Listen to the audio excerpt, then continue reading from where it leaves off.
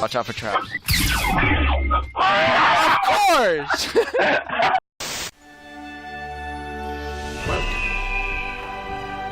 To Jurassic Park.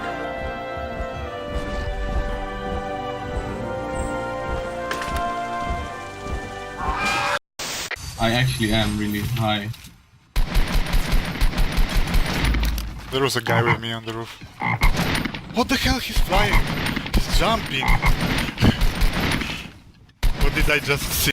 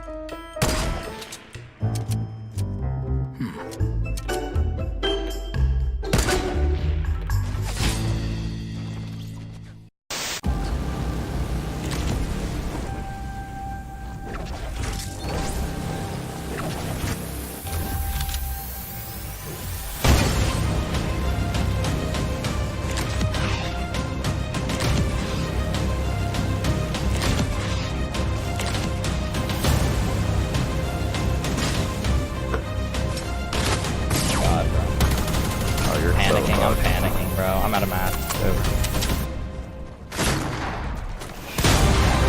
Oh shit! Holy